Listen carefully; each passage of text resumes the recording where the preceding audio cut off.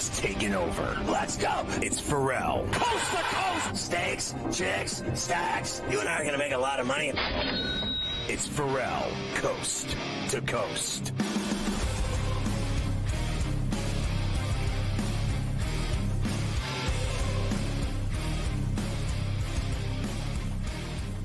Don't forget to get the SportsGrid app on iOS or Android in the Play Store. It's free. You're going to love it. You can watch the network on there, listen to the network on it. It's got the TV side, the radio side, in-game odds. You got it all on the SportsGrid app. It's smarter to be on SportsGrid.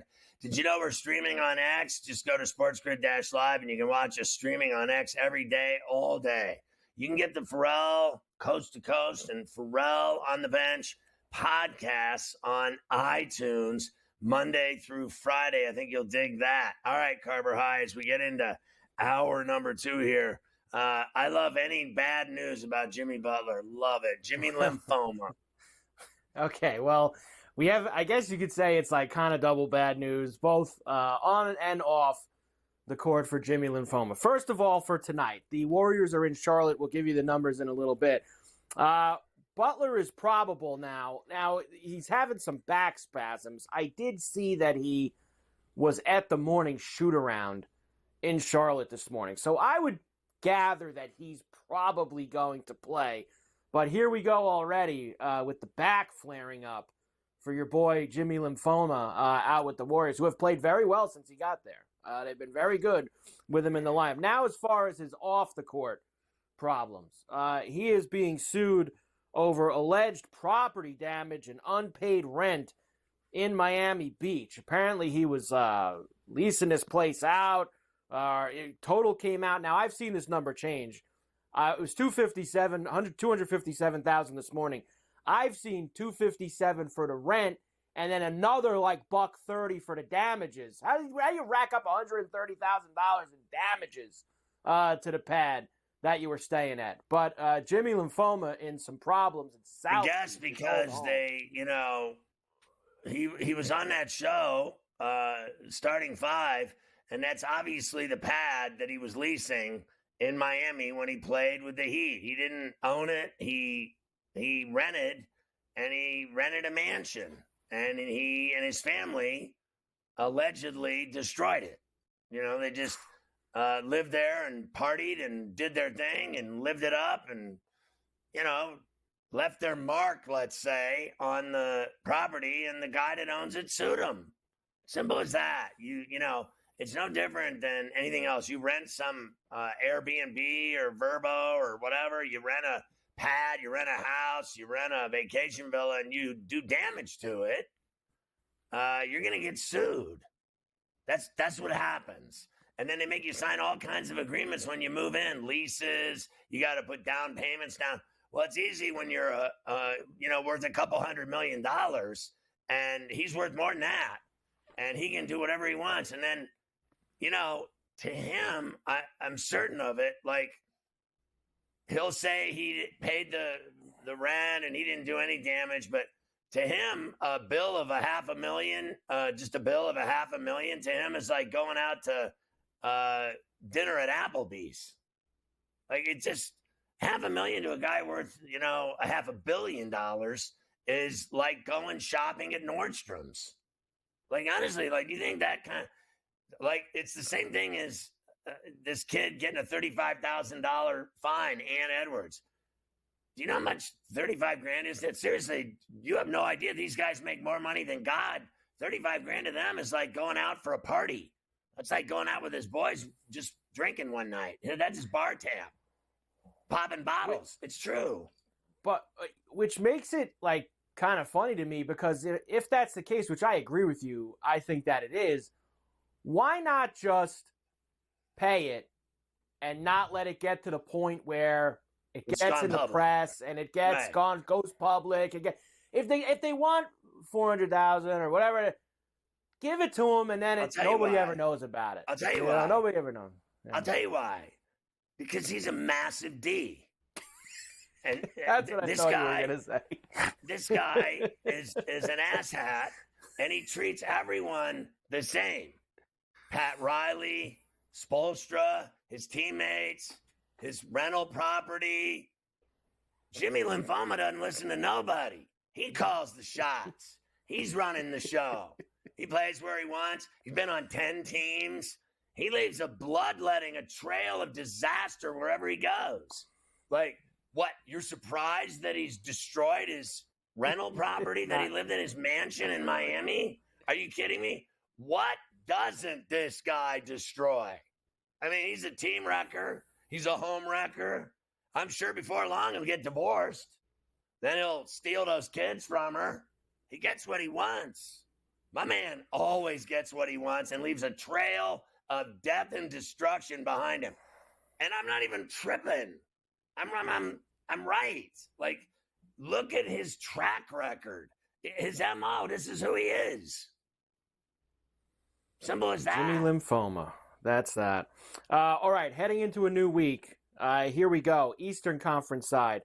Obviously, the Cavs are trying to run away and hide there with the 1. Boston's going to comfortably be at least 2. Well, they're 2 games up on the loss on the Knicks, but we know what happens when the Celtics and the Knicks get together. 4, 5, and 6, Milwaukee, Indiana, Detroit, all separated by 2 games in the loss.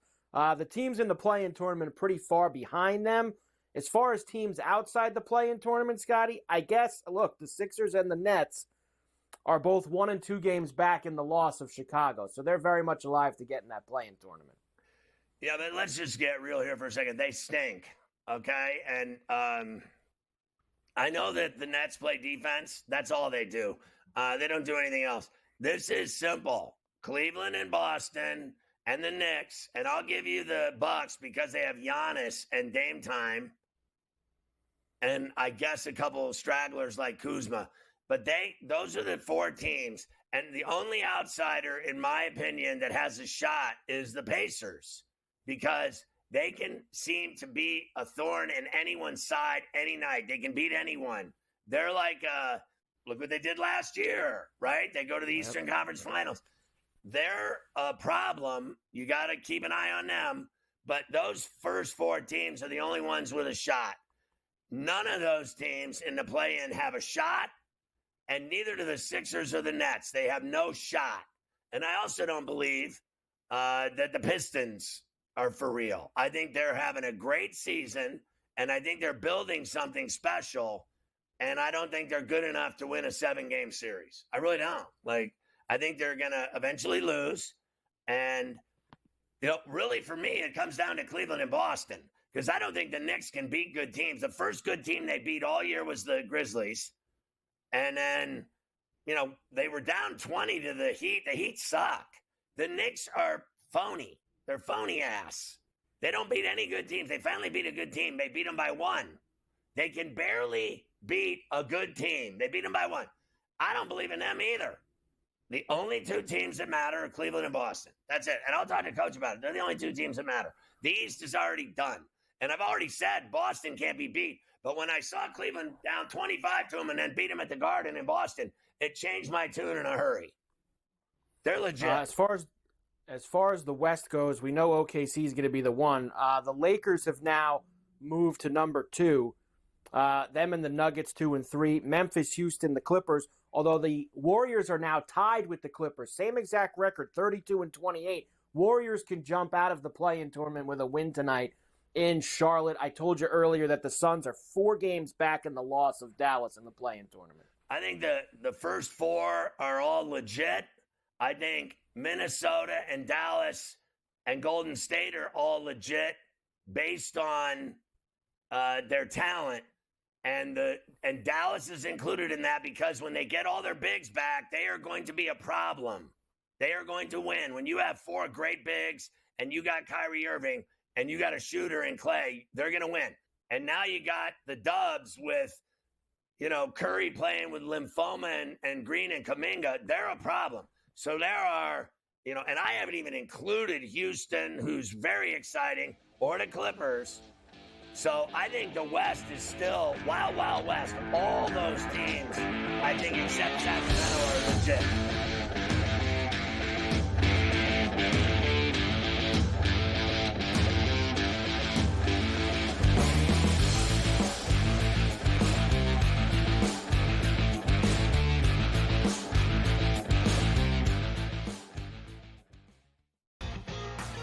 Is that kind of helpful when it comes to preparing for a major? Is that you're just like 1 foot in front of you at this point? Ideally come to a place here at Bay Hill where I've had good success in the past. I've only played it the last 21, 2, 3, and 4. But I've played it well, and I really like that we're heading there with where I'm at right now. I think it's going to tell me a lot. The Smiley Show, only on SportsGrid. We know the Knicks are talented. They're 37-20. It's not a bad season by any stretch. They're just not being the upper echelon team. This is the Knicks team right now. They're a very good team. And I'm a Knicks fan. You can't look at there and say, this team can win a championship. They're not good enough. They're not good enough defensively. Are we the New York Knicks or are we the New York Fugazis? Just forget about it. The Early Line, only on SportsGrid. Big news out of New York. Mitchell Robinson cleared for 5-on-5. OG Anunoby cleared for 5-on-5. That's big news for the Knicks as they start to get themselves healthy. It's about constructing the right roster, the combination of veterans, young guys, and transfers. Betting above the rim, only on SportsGrid. I guess this is the battle for second place in the NBA's MVP. It's been Shai Gilgeous-Alexander. He was like minus 250 a couple months ago. Then last month it was 3-1. I mean, it's now up to minus 440 here. Voter fatigue is a real thing, but there is a chance for him to maybe go on a hot tear, go on a stretch that maybe opens the conversation back up a little bit. I wouldn't say Shai's completely out of the woods just yet. Newswire, only on SportsGrid.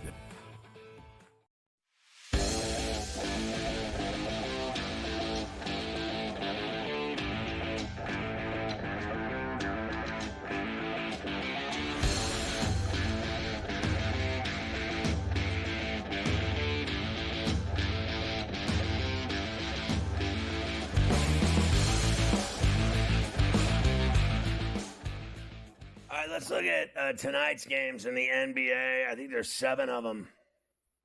Yeah, a bunch of games tonight for a Monday, which is always very good. We'll start in Charlotte, where the Hornets finally return home.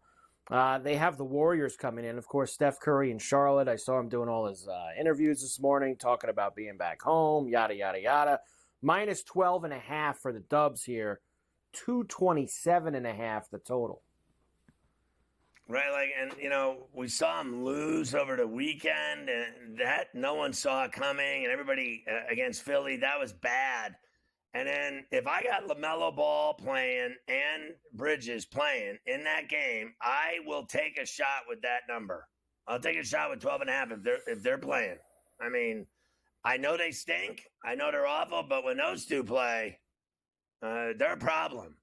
I mean, honest to God, LaMelo Ball can light people up like a birthday cake. This guy's a great player. I don't care what anybody says. So I'll take a shot with him. The way Philly looked on Saturday, and they don't have, sounds like no Butler, right? So usually he's I would say. He's probable. He's going to play. Like he's going to play. Yeah. So you think that number's doable then, 12.5? I think it is doable. If they were going to kick their ass, I thought it should have been 16 or 17. If they're so bad. And it seems like Ball's playing for Charlotte. So I know that some nights he's in, some nights he's out, but it looks like Ball's going to be out there tonight. I'll take a shot with him. Okay, take a shot with the Hornets tonight with the 12 and hook. The Blazers, who lost that tough overtime game in Cleveland yesterday, now are in Philly tonight against the Sixers. Philly minus 2.5, 229.5 the total. Yeah, for me, it's just like I don't believe in Philly. So they won Saturday with Quentin Grimes having 44, and then they'll turn around and lose to the Blazers. That's who they've been all year, is the bad team that loses every night. They rarely win. So they win against Philly, so what? Or at home against the Dubs in Philly, and now we're supposed to be afraid of them? The Blazers are better than them. Yeah, I'm not worried about the Blazers in this spot. I know that they played a tough overtime game yesterday. It's back-to-back on the road. They're a young team. I think that they'll be fine tonight. And they look good yet covering. Yeah. Yeah, I think that they'll be okay here in this spot. Next, the Wizards are in Miami against the Heat. Heat minus 7.5, 218.5 is the total. Yeah, I'd probably lay it here because I think so poorly of the Wizards. And I don't think anything of the Heat. Their season's over. Even if they get in, like these playing games, it doesn't matter. They're not doing anything at all. They suck. At the end of the day, that's the bottom line. But they're better than the Wizards, so I'll lay it. Hawks are in Memphis against the Grizzlies tonight. Grizzlies minus 8.5. And I have for you, I looked at this before, the largest total in the NBA this regular season, 251.5 for the Hawks and the Grizz tonight. Well, Memphis, Friday and Saturday, lost by 1 and by 2. And so tonight, they'll cover that 8.5 when they win by 20. They're not losing every single game they play at home, so they're going to take it out on the Hawks tonight. They're going to put up a fat number. Yeah. They're going to score $145 themselves.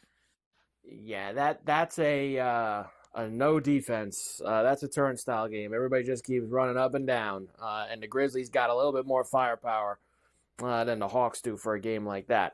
Rockets are in OKC against the Thunder. Thunder minus 10.5, 228.5 the total. Yeah, this takes some serious stones. I'm going to take the Rockets with the 10 in Oak City. I think the Thunder are great and everything, but this game's on NBA TV. I think it's going to be a great game. I got a game tonight at 8:30. I can't wait to get that over with, get home and watch the second half of this game because these two are going to go at it. I mean, to tell you, and 228, I think they'll go over that number too. These two teams are badass. The Kings have won 3 in a row, but as I told you before, they now will not have Sabonis for the near future. They're in Dallas tonight against the Mavericks. Kings minus 1.5, 231.5 the total. Yeah, so you look at Dallas, with their problems with injuries and the way they've been playing and the way they've been losing. I still like DeRozan and Levine tonight to win that game in Dallas. I like the Kings. No Sabonis. I told you earlier, it's real simple. Those two just have to go off. Okay, we don't have Sabonis, so let's go out and fill it up. Boom. And finally, the Pistons are in Utah tonight against the Jazz. Pistons laying the lumber here, 10.5. They've won 4 in a row on the road. Remember, they had that great West Coast trip earlier in the season. Total's 231.5 here. Yeah, I don't trust that number, man. Those double That's sticks. That's a big number. I'll take the double sticks. I think the Pistons will win, and I'll middle it. I like the Jazz to cover the number at the Delta and Salt Lake Shakers. Like, that's healthy, man. That's a very large. I know we like the Pistons. They've been playing great, but we haven't seen them have to cover a number like this. 10.5. That's a lot of lumber. Now they're going to L.A., Golden State, Portland. There's a long trip for them. Here.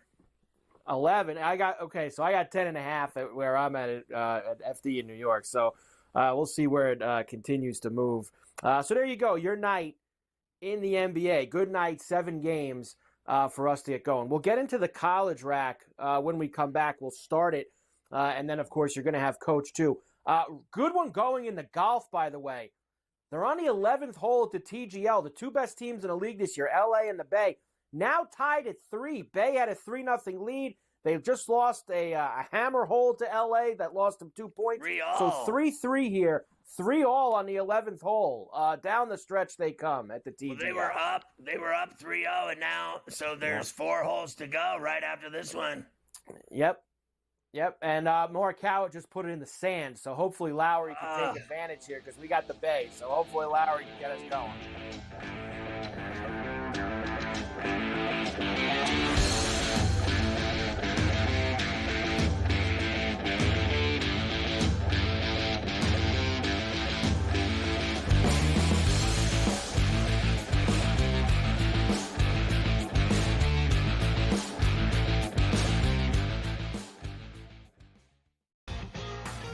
that kind of helpful when it comes to preparing for a major? Is that you're just like 1 foot in front of you at this point? Ideally, come to a place here at Bay Hill where I've had good success in the past. I've only played it the last 21, 2, 3, and 4. So, but I've played it well, and I really like that we're heading there with where I'm at right now. I think it's going to tell me a lot. The Smiley Show, only on SportsGrid. We know the Knicks are talented. They're 37-20. It's not a bad season by any stretch. They're just not being the upper echelon team. This is the Knicks team right now. They're a very good team. And I'm a Knicks fan. You can't look at there and say, this team can win a championship. They're not good enough. They're not good enough defensively. Are we the New York Knicks or are we the New York Fugazis? Just forget about it. The Early Line, only on SportsGrid. Big news out of New York. Mitchell Robinson cleared for 5-on-5. OG Anunoby cleared for 5-on-5. That's big news for the Knicks as they start to get themselves healthy. It's about constructing the right roster, the combination of veterans, young guys, and transfers. Betting above the rim, only on SportsGrid. I guess this is the battle for second place in the NBA's MVP. It's been Shai Gilgeous-Alexander. He was like minus 250 a couple months ago. Then last month it was 3-1. He's now up to minus 440 here. Voter fatigue is a real thing, but there is a chance for him to maybe go on a hot tear, go on a stretch that maybe opens the conversation back up a little bit. I wouldn't say Shai's completely out of the woods just yet. Newswire, only on SportsGrid.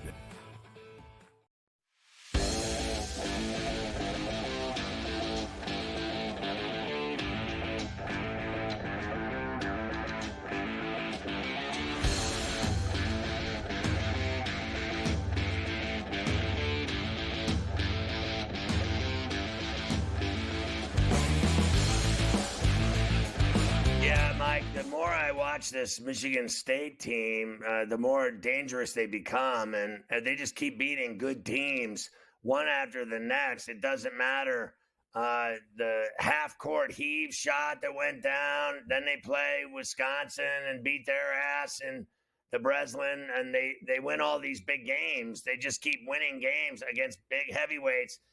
That shows me a lot heading into the Big Ten tournament and the NCAAs, that they're dangerous.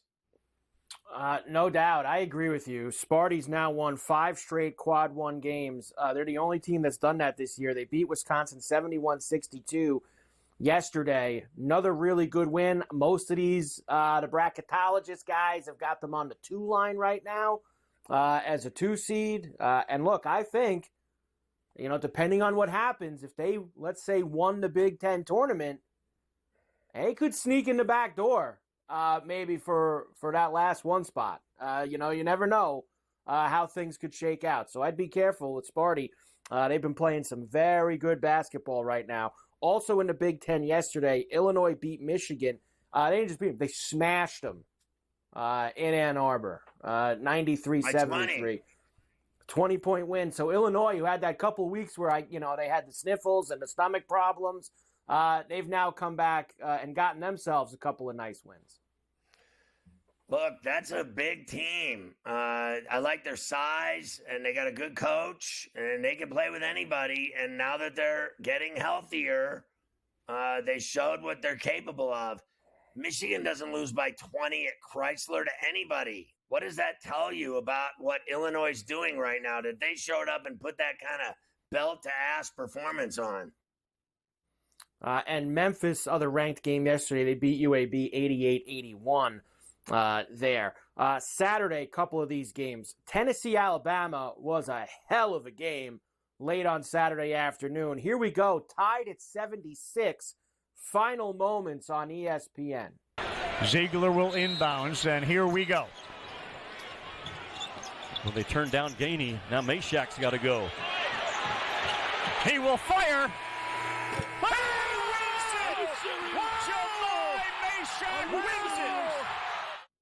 Wow. I mean, it was like a 40-foot shot. It was all snap. He just snapped the net. That was that. Game over. Party time. Nice win right there for Tennessee on that one.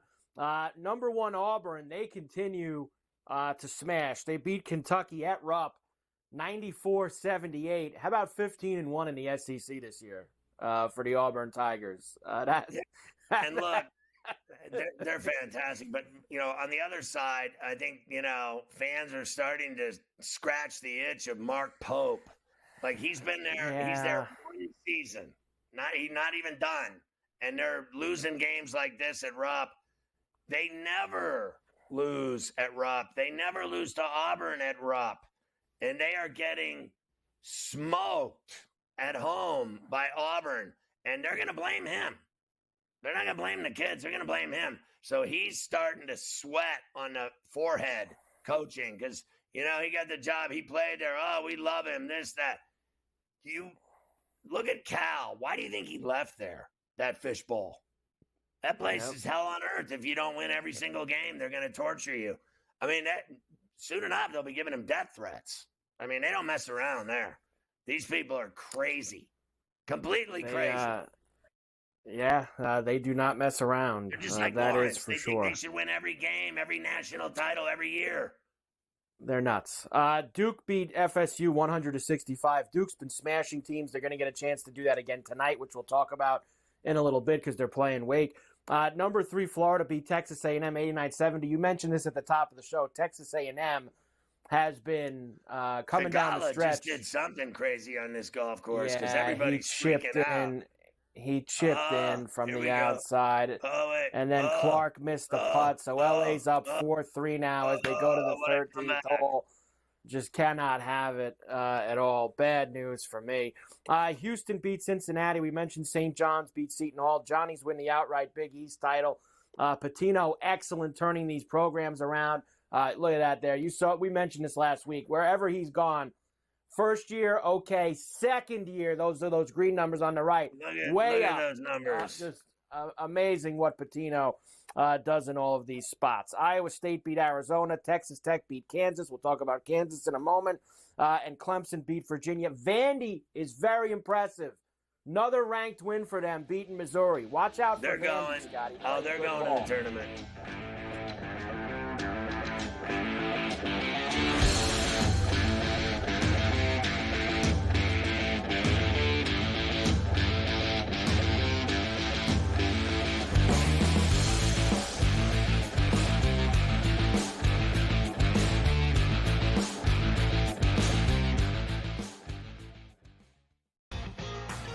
Is that kind of helpful when it comes to preparing for a major? Is that you're just like 1 foot in front of you at this point? Ideally come to a place here at Bay Hill where I've had good success in the past. I've only played it the last 21, 2, 3, and 4. But I've played it well, and I really like that we're heading there with where I'm at right now. I think it's going to tell me a lot. The Smiley Show, only on SportsGrid. We know the Knicks are talented. They're 37-20. It's not a bad season by any stretch. They're just not being the upper echelon team. This is the Knicks team right now. They're a very good team. And I'm a Knicks fan. You can't look at there and say, this team can win a championship. They're not good enough. They're not good enough defensively. Are we the New York Knicks or are we the New York Fugazis? Just forget about it. The Early Line, only on SportsGrid. Big news out of New York. Mitchell Robinson cleared for 5-on-5. OG Anunoby cleared for 5-on-5. That's big news for the Knicks as they start to get themselves healthy. It's about constructing the right roster, the combination of veterans, young guys, and transfers. Betting above the rim, only on SportsGrid. I guess this is the battle for second place in the NBA's MVP. It's been Shai Gilgeous-Alexander. He was like minus 250 a couple months ago. Then last month it was 3-1. He's now up to minus 440 here. Voter fatigue is a real thing, but there is a chance for him to maybe go on a hot tear, go on a stretch that maybe opens the conversation back up a little bit. I wouldn't say Shai's completely out of the woods just yet. Newswire, only on SportsGrid.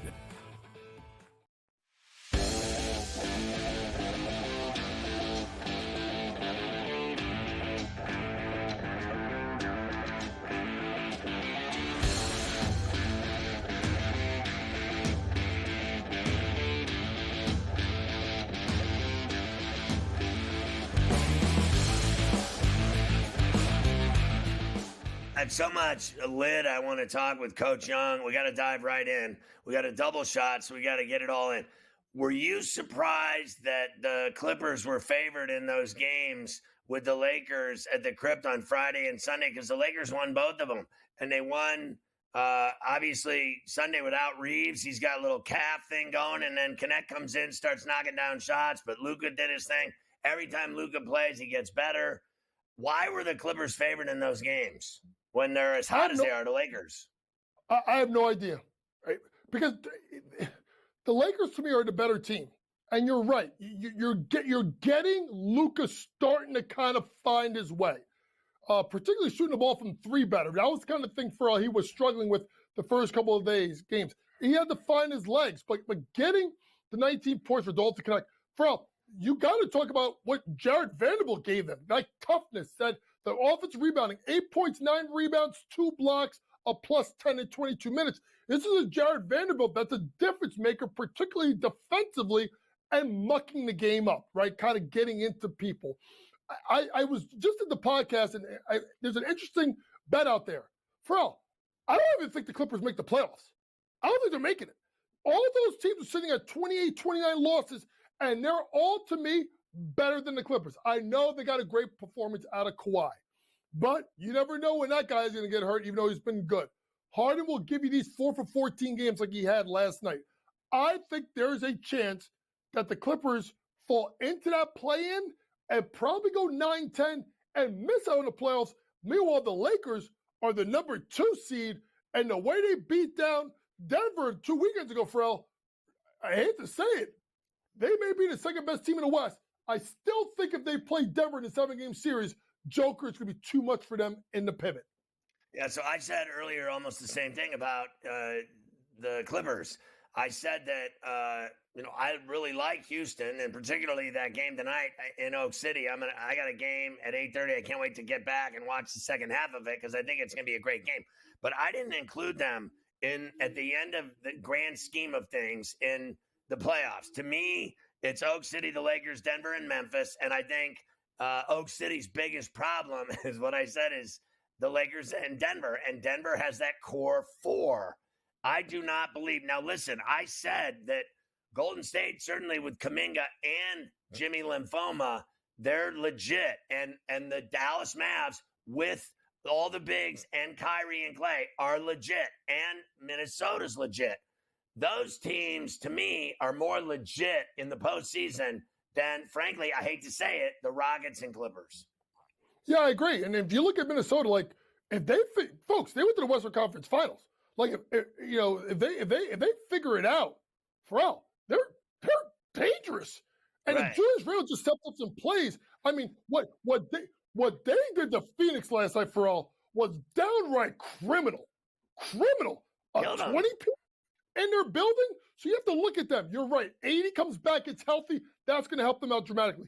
Sacramento, up and down. I know no Sabonis tonight. I still think they find a way to get it done. We'll talk about my picks shortly. But I do think the Clippers are in trouble. They're in trouble. The only reason why they're going to make the playoffs is Phoenix is so damn bad. 2-8 their last 10 games. They're 4 games ahead, 5 games behind them in the loss column. It'd take a miracle for it to happen. And Phoenix has the toughest schedule left in the NBA the rest of the way. But I think you'll look at the Clippers as a 9-10 seed, and I don't trust them to win 2 games versus those group of teams and make the playoffs. Oh, God, no. They're not making it. So I said earlier that the Suns are going to be left with Devin Booker, and I even think he's miserable in Phoenix. They all are. And I think they're literally going to trade the entire team and fire Mike. I think they have gone through 2 NBA championship coaches, because this will be the second. They fired Vogel. They'll fire Mike. They're going to trade everybody. KD's getting traded. So is everyone else. And Beal has a no trade. They'll still convince him to go. He'll leave too. They're going to break that thing down into small pieces. And I will bet my life if Booker, all he has to do is start complaining like Jimmy Lymphoma, and he'll leave too. Listen, at the end of the day, I mean, Ferrall, am I right? Is this going to be, if they fire Bud, it's going to be 4 coaches in 4 years? Yes. Monty, Vogel, right? Bud, and then a new coach. So think about this. If you're a player, are you going to want to go to an organization that's got 4 coaches in 4 years? Like, is that what you want to do? Here's the problem, Ferrall. They have no draft capital. Matt Ishbia came in like a drunken sailor, and you want to take draft picks from us? You want draft picks from us? You want draft picks from us? Everyone gets a draft pick. For real, you and I could got a draft pick from Matt Ishbia in a trade. So now they got to replenish this.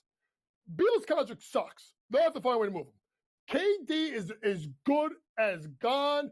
And Ferrall, you talked about this team before, and you and I are big fans of them. Watch out for Houston.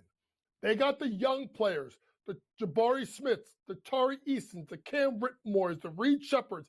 They got the young players and the picks to send over to Phoenix to facilitate a trade for Kevin Durant. And remember, folks, when Kevin Durant was most happy in Brooklyn, who was there? Ime Udoka as the defensive coordinator, lead assistant for Steve Nash. He's got a lot of respect for him. I would not be shocked to see Kevin Durant as a Houston Rocket next year as possibly the final piece to their puzzle. I've never seen anything like Boston getting worked by Cleveland in that game Friday night. They came back from 25 down in their building. That spoke volumes to me, Coach. Because of the fact that team is tough, and they're Ferrall. I don't think. I mean, listen, JB Bickerstaff did a damn good job. But you and I know, you and I are the leaders of the Kenny Atkinson fan club on this network.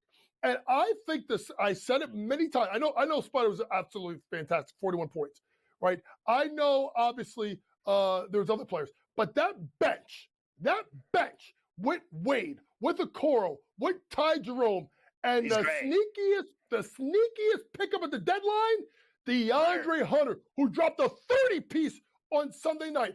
That team is for real, and do look at DeAndre Hunter to possibly win 6th Man of the Year award. Those odds are shrinking fast for Peyton Pritchard. How about Hunter and Jerome played together in Charlottesville at Virginia and won a national championship, and now they're playing like that again together, like they did in that game. I mean, Ty Jerome's having a great season for them off the bench. Yeah, I mean, listen, what they say in the show, Martin, Jerome is in the house. And this kid's giving you 12 points a game. For real, the kid's got 20 plus in 3 of the last 4 games. So when you look at Cleveland, folks, and this is what makes him so good. Can Spider go out and give you a 40-piece? Absolutely. But you got Garland at 21.2, Mobley at 19, Hunter at 16, Allen at 13, Jerome at 12. I mean, Struz at 8.8. And Merritt's giving you 7 points a game as a shooter off the bench. They're deep and they're loaded and they can hit you in different ways. So the Knicks finally beat a good team Friday night. They beat the Grizzlies in Memphis by 1, and then they came back against Miami, but they were down 19. They F around with bad teams. They can't really beat good teams. I thought it was a miracle they won the game in Memphis. I still don't buy him, even with Mitchell ankles back.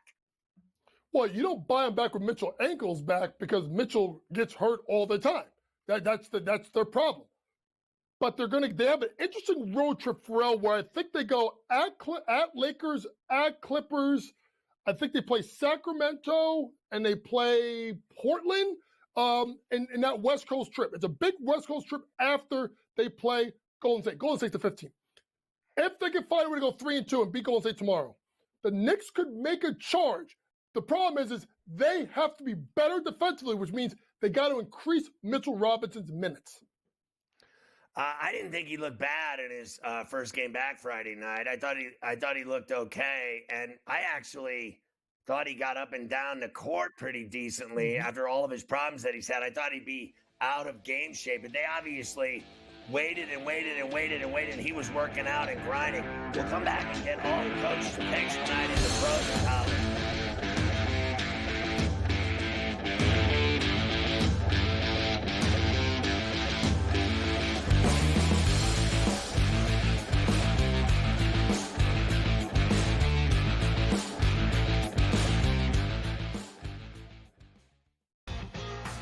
Is that kind of helpful when it comes to preparing for a major? Is that you're just like 1 foot in front of you at this point? Ideally come to a place here at Bay Hill where I've had good success in the past. I've only played it the last 21, 2, 3, and 4. So, but I've played it well, and I really like that we're heading there with where I'm at right now. I think it's going to tell me a lot. The Smiley Show, only on SportsGrid. We know the Knicks are talented. They're 37-20. It's not a bad season by any stretch. They're just not being the upper echelon team. This is the Knicks team right now. They're a very good team. And I'm a Knicks fan. You can't look at there and say, this team can win a championship. They're not good enough. They're not good enough defensively. Are we the New York Knicks or are we the New York Fugazis? Just forget about it. The Early Line, only on SportsGrid. Big news out of New York. Mitchell Robinson cleared for 5-on-5. OG Anunoby cleared for 5-on-5. That's big news for the Knicks as they start to get themselves healthy. It's about constructing the right roster, the combination of veterans, young guys, and transfers. Betting above the rim, only on SportsGrid. I guess this is the battle for second place in the NBA's MVP. It's been Shai Gilgeous-Alexander. He was like minus 250 a couple months ago. Then last month it was 3-1. He's now up to minus 440 here. Voter fatigue is a real thing, but there is a chance for him to maybe go on a hot tear, go on a stretch that maybe opens the conversation back up a little bit. I wouldn't say Shai's completely out of the woods just yet. Newswire, only on SportsGrid.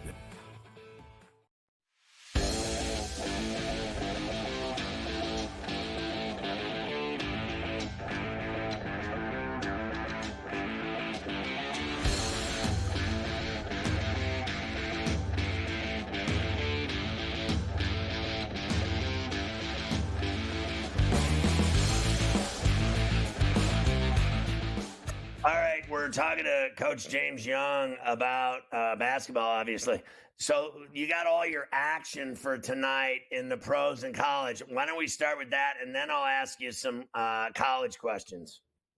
Yeah, let's start with my three favorite plays in the NBA. First off, I'm going to go with Portland +3 at Philadelphia. This is a Portland team that's been pretty good against spread, 4-1 last 5.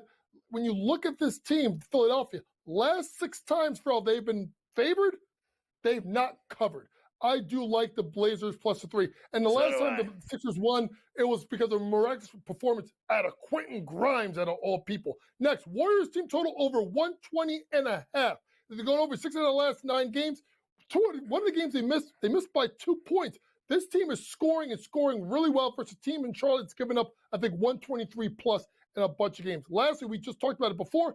We both like the Kings on the money line at the Mavs. I know no Sabonis, but I do like them on the money line. In regards to props, I'm staying with Philadelphia, but I'm going to go with Paul George over 23.5 points plus rebounds. You look at PG, he's gone over this last 2 games. Portland on the second leg of a back-to-back. Remember, they gave up 133 last night. John Morant over 11.5 rebounds plus assists, minus 144.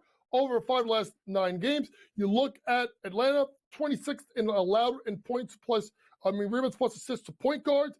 I think Dyson Daniels, a great barrier reef, guards him, which then means driving lanes for Ja, which means kick out and assist. Lastly, Asor, not a man, Asor Thompson over 8.5 rebounds plus assists, averaging 7.2, under 4 the last 5, missed 2 by the hook. Asor Thompson, bigger minutes without, obviously, Tobias Harris. To the college game we go. 3 quick picks in college. Number 1, we're going with Duke team total over 82.5, over 4 the last 5 games. Ferrall, they are so, you know this, they are so damn good offensively. Number 2 in the nation offensive efficiency. Remember, last time they played Wake, 63 points in an ugly game. That doesn't happen tonight. Speaking of ugly game, we're going under Houston, Kansas. I know, game 1, 92-86.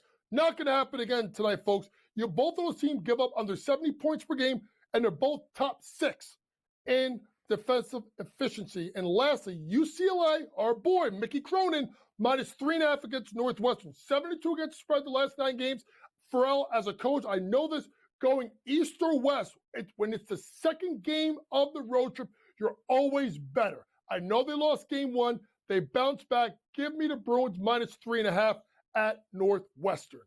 So what? The first game was the Purdue game, right? And then this one's cake compared to that, to playing at Mackey and West Lafayette. Let's go to St. John's. They moved up to number 6.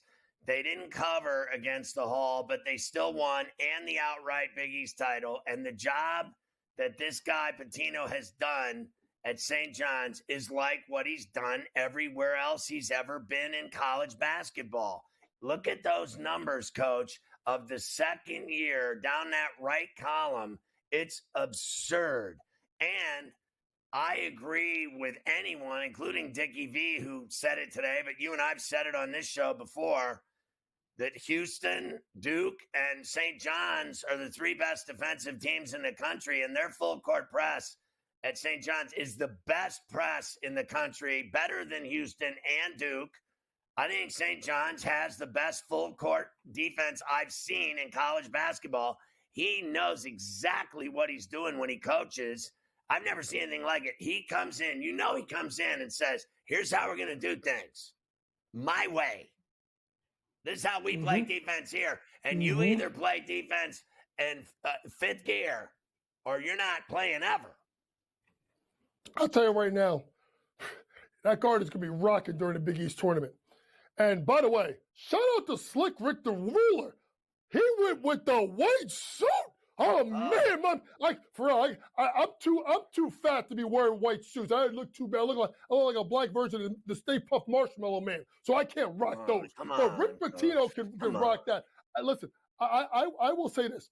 I think that you are right. To me, it's about seeding. Rick Pitino did say this morning, a couple hours ago, he goes, we could go to the Final Four, or we can lose in the first round. Remember, folks, they're not a strong three-point shooting team, and they have sometimes you got to worry about them. R.J. Lewis is battling injuries. Quadario Richmond's got 2 bad groins. But Ferrall, if they're at full strength, and they get the right bracket, which is away from Auburn, I know Joey Lenore, he has them the 3 seed right now. Maybe they find a way to get the 2 seed with the quad 1 wins in the Big East tournament because they were going to count them as neutral site wins. But to me, St. John's, if they get the right matchup, can get to the Final Four. If St. John's wins the Big East and Michigan State wins the Big Ten, does Michigan State go to a 1 seed, get the last 1 seed, somebody else slips, and then St. John's gets the 2? Because I think that the Spartan team, with all those quad 1 wins and five of them in a row, they're lethal, that team. And I'll tell you another team that's dangerous is Clemson. They play both ends of the floor, too. Yeah, Coach Boswell's done a great job. When you look at it, folks, to me, obviously, Auburn, Duke, shoo-ins, probably you'll see Houston go to the West because no one's good in the West, so they'll probably send them there, shortest distance for them. And then from there, it's a jump. It's a lot of different ways. What do they do with the SEC?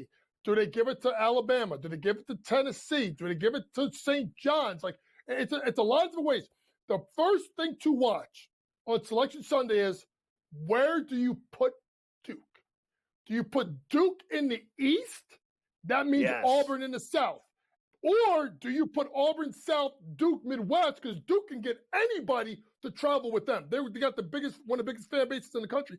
It'll be interesting. If that happens, then you could possibly see a St. John's pathway to 1, but they need a lot of dominoes to drop in the SEC in order for them to get there.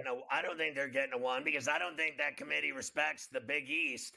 I think SEC's got all the juice in that committee, in that lobster and crack crab committee, that they're gonna pick the SEC over the Big East this year. That's all there is to it.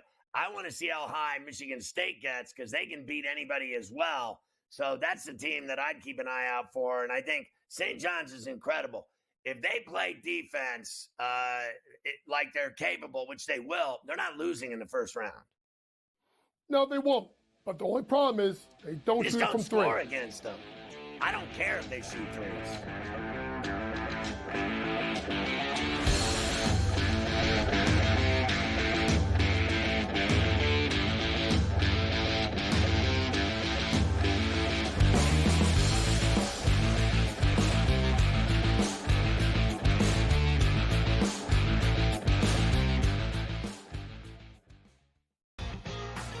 Is that kind of helpful when it comes to preparing for a major? Is that you're just like 1 foot in front of you at this point? Ideally, come to a place here at Bay Hill where I've had good success in the past. I've only played it the last 21, 2, 3, and 4. So, but I've played it well, and I really like that we're heading there with where I'm at right now. I think it's going to tell me a lot. The Smiley Show, only on SportsGrid. We know the Knicks are talented. They're 37-20. It's not a bad season by any stretch. They're just not being the upper echelon team. This is the Knicks team right now. They're a very good team. And I'm a Knicks fan. You can't look at there and say, this team can win a championship. They're not good enough. They're not good enough defensively. Are we the New York Knicks or are we the New York Fugazis?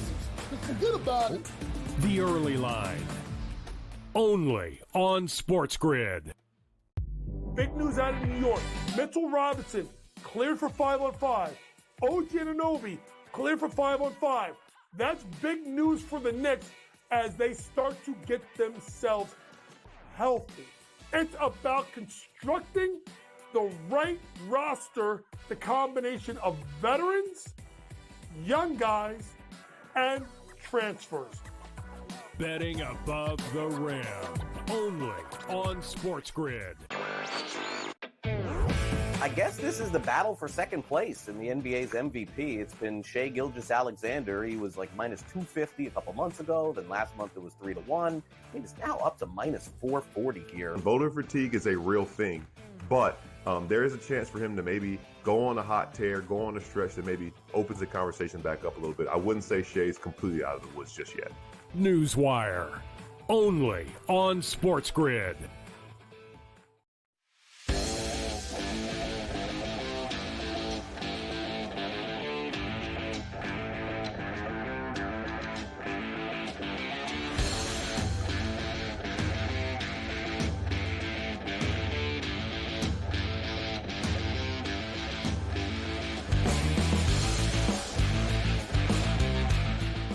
All right, great job by Coach Young talking rack, and we're still doing it here on C2C on a Monday. Carver High, who's betting the most on NCAA teams for the tournament? Where's the action? Yep, we're less than 2 weeks away. Yesterday was 2 weeks of Selection Sunday. Before we get to the big bracket, here are the teams that are getting the most juice, most bet. This is in tickets to win the whole thing. Duke, 13.6% of the bets. They are the team the most. Then Auburn, Alabama, Houston, Kansas. You might want to rip those up. Florida, Michigan State, Tennessee, UConn, and Iowa State. The 10 teams getting the most juice at BetMGM. Well, look, that's all fantastic and fine. I'm willing to go with Duke and Auburn, certainly with a shot to get to the Final Four. But there's some teams on that list that I'm out on. I like Florida, Michigan State, and Tennessee, and St. John's. And that's really my short list. Though I am not going against that St. John's defense. They're going to bust you up. Whoever they play is going to have a nightmare on their hands with turnovers and block shots and rebounding. They're just going to have a massive problem on their hands. And I'm telling you, I like defense, and I like Michigan State and Tennessee. Their defense is sickening. Florida plays both ends of the floor terrifically. And Duke, Auburn, and then Houston would be the other team. So to me, the three best teams, as I've said, defensively in the country, without a doubt, are Duke, Houston, and St. John's. And I'd say the fourth best team is Tennessee defensively. As we get to the end of the regular season here, 1 week to go for the Heavies, the Wooden Award. Now, this has been swinging a lot in the past week. Last Monday, I gave you this, and Cooper Flagg was minus 165. Thursday, Johnny Broom became the favorite at minus 275. Now, a week later here on the Monday, we're back to Flagg minus 125. So back and forth here with these two on the odds board to who's going to win this award. Yeah, listen, they're both fantastic players. Is it dangerous to say I think Broom does more offensively? And then I think, Flagg's a more, for me, his game's more diversified. He can pass better. I think he gets his teammates more involved than Broom does, right? So I think Cooper scores, he passes, he rebounds, he runs. I think, for my money, Broom gets the rock and puts it in the hole. Like, he's just, give me the ball, I'm going to score. And so it's really, for me, the diversity in his game for Flag is what he does other things to make everybody else better. I think he's a better player. I think that Broom is all about give me the ball and give it to me and watch me go and watch me win the game for us. And I think Flag plays in a system just terrifically. Like, he fits right in. He doesn't try to be the end all. He doesn't try to be the give me the ball, I got to shoot every time I have it. I have to post up every time I have it. That guy likes passing as much as he likes scoring or blocking a shot or dunking. I think that's what makes him an incredible player and makes him so unique and special, is that he does all these other things. I think Broom's more of frankly, a one-trick pony. He just, to me, dominates when he gets the pill and he puts it in the hole. And I love his game. There's no denying it. But I think this kid does more. Best and worst against the spread as we get towards the end of the regular season as well. Two teams you just mentioned you like a lot, Florida and Michigan State.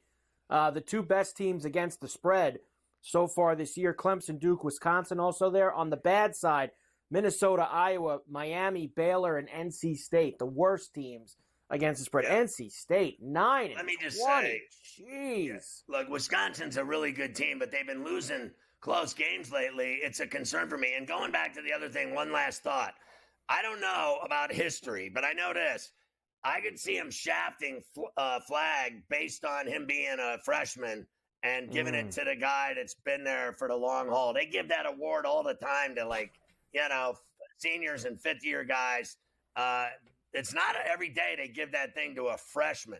But if you looked at the best against the spread, what we just showed, all those teams right there that we just saw that cover every night are the teams that we're talking about are the best teams in the country that are going to be in the Elite Eight or Final Four or in the national championship game. It's simple as that.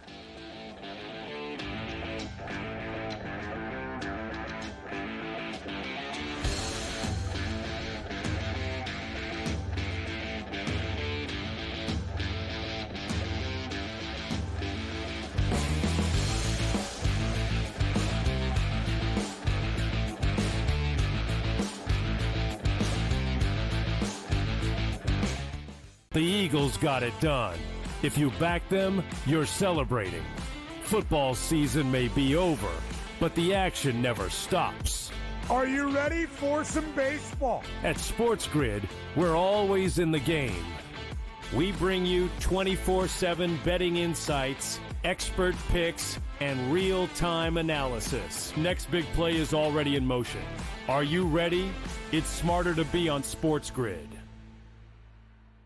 Anyone that's been to a sporting event, the atmosphere before a game, I think Game Time Decisions has that same exact atmosphere. This is our arena.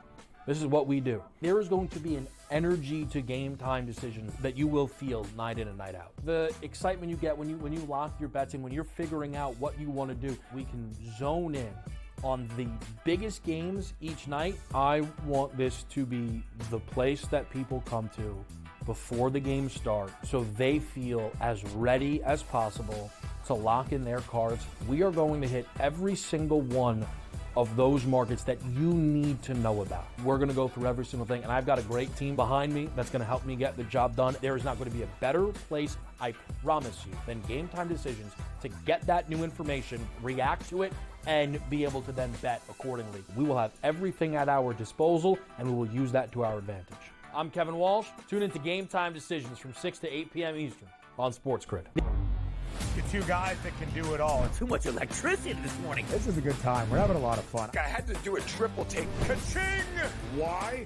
Because of parity. I didn't mean to offend. Yeah, it's not going to happen. Load management is a dirty word. Let him rip. You know what? Circumstances provide the results. What? How do you do this once? Oh, Donnie, you got such a good show there. A network that is booming. The Early Line, only on SportsGrid.